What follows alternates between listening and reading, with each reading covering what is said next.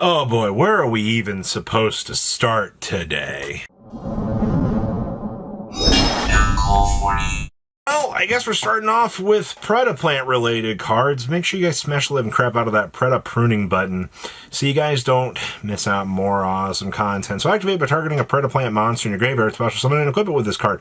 When this card leaves the field, destroy that monster. I mean, like, looking at Predaplant cards in general, this seems to be one of the ones that's kind of going the most interesting in terms of, you know, what to expect. I mean, Draco Stapelli has already been worth something. For whatever reason, Vert Anaconda is still worth something. Triff Overdumbs we've already talked about. I mean, Triff is a very, very good super poly target to be able to sweep up multiple dark monsters given the situation that we found ourselves in. But it's just random oddities within the Predaplant deck. We saw one successful run so far on the Predaplant deck. It was actually last weekend where the deck was actually able to perform and do something. I mean, the deck just transitions into the current list just fine, as nothing in their deck had been touched.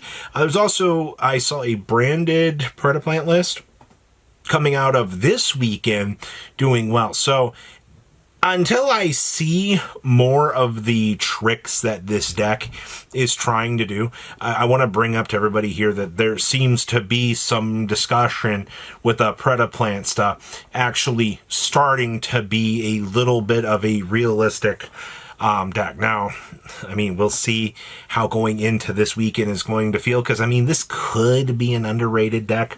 It could very easily slot in as one of the rogue challengers, but until we know what the rest of the engine structure is and what the rest of, you know, the deck wants to be able to have with it, we're not going to be able to get an accurate reading on, you know, that sort of thing. Elemental Hero Cosmoneos. Well, should we be surprised?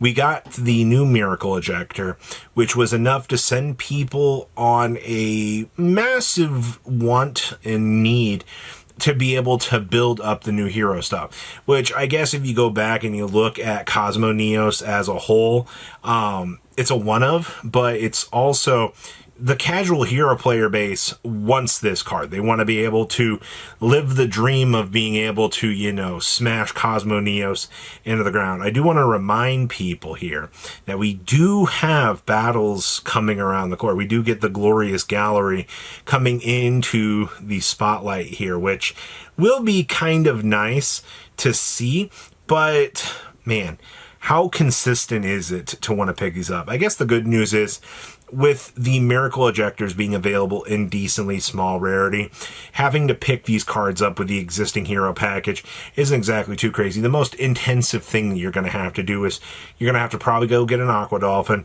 You're probably going to want, well, I mean, whatever other, you know, Neospatians you want to build in your deck. Probably going to be, what, Dark Panther and so forth, just to be able to get, you know, the best of what's available. Because Aqua Dolphin, Dark Panther, and Granmole are probably about it. What are you going to do, play Glowmoss? You're not going to play Glowmoss. Nobody in their right mind wants to play Glowmoss or Twinkle Toes, the card, just to be able to, you know, try to get a combo up and running. It's not realistic at this point. So if you're looking at picking up higher rarity things within that slot of things, you will be able to. You'll have your options. You will have a great opportunity to be able to do that. And you know what? That's fine. I appreciate the fact that, you know, we will have those options so you can actually work with that. Kind of expensive, though. Discord. You know, these anti-synchro cards are being heavily, heavily discussed right now. Now, the problem with a lot of these cards, they're going to come down to what your deck can play. All right, Soundproofed, for example, is going to be the one that you're going to be able to do during, you know, the beginning of your main phase 1, for example. So the trade-off with that particular version of the card is, while it is incredibly strong, you can't, like, Pot of Prosperity into it, for example. Now, Discord is the counter version to this. Discord goes, hey, this is a continuous trap card. You can actually floodgate your opponent out with this over several turns. That's your advantage to this. A deck like Exosister would be something that I could imagine would want to consider playing this. You know, we're not in an era where we can go Unga Bunga D barrier, skip the opponent's entire turn because, you know, you can suddenly set D barrier off of, you know, thrust. That's not a realistic thing for you to do. Something like Discord, though, you know, we can pot a prosperity filter into, you know, we can draw into it. We have those tools to be able to do it. It's just, I'm going to tell you this now. If you are playing Discord, all right, you need to make sure that your opponent is not, you're not chaining this to it. This would be something I would probably want to go into their turn having face up on the field so that you get that full frontal advantage. Because if you do not, they're just going to be like, oh, synchro, because their synchro summons, as far as I know, do not start chains. So if they got one body on the field, they can use their action for the turn to jump into it. So be wary of that.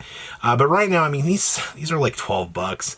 It's such a sad thing to see this card actually worth so much, but it's just, it's where we're at right now. The Fallen of the White Dragon. Well, this thing is just gone. I am actually so surprised about this. As of filming this morning, there are 5 listings left of Fallen of the White Dragon. And I mean, we can point a couple pictures at this. One, we can go paint the picture of, well, you know, you're gonna need this if you want to build the Light and Darkness Mind Shuffle deck in the next set. All right, nobody that like going into Nat season. And also, guess what, everybody? Branded seems to be a good deck. I'll talk a little bit more about, you know, the current meta application for this later on this afternoon with, you know, kind of the picture it's being painted for the format right now. But the reality of the situation is this thing has hit $85, all right? Which is so bad. Actually, how bad? I'm curious. If these have hit that price, I guarantee you the higher rarity versions of these have not even gone terminal. Yeah, you can still pick up Starlight versions of the Fallen and the White Dragon for $170 a piece. You know what's crazy to me? When you can look at a card and you can be like, I could spend $90 for this. Or I could just buy the 2 copies in the higher rarity and then just have the better value. Because the same effect happens every time on the market. You will see this version of the card disappear. Once people start to see the low end start to go up, the next thing that's going to happen is the exact reversal here. You're going to watch the higher rarity go up next. You might see the higher rarity hit $250 later today. It is left to be seen. We will have to wait and see where that particular bump up is going to leave us. And then that takes us to Constellars. So I guess over the weekend, I don't know if it was a hat tournament or something, but I guess a Constellar deck actually performed decently well at one of the offshoot tournaments.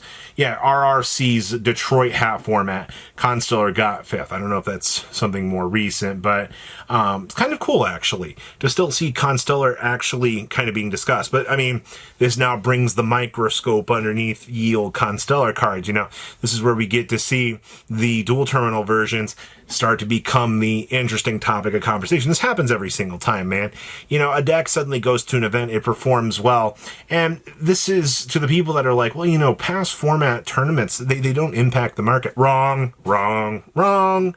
These past format tournaments very much influence a lot of the player base. A lot more than a lot of you really want to acknowledge. And I get it. I do, all right? Like, talking about Constellar QCRs being bought out because of an older format doesn't really affect a lot of people. But we have to keep people in the loop so that we can actually see, oh, hey, you know, why is this particular card going up? Well, it's because of an older format tournament, great success. And you know what? Hat, Edison, all the innovations across all of these different formats, they do shine. They do showcase a lot of the game's evolution. And I think that's a good thing. I think having these positives is working out pretty decently for us. So what do you guys think about everything? Please, leave a comment down below. Tell me what you guys think. And that's another day in the office for this game. Patrons, thank you.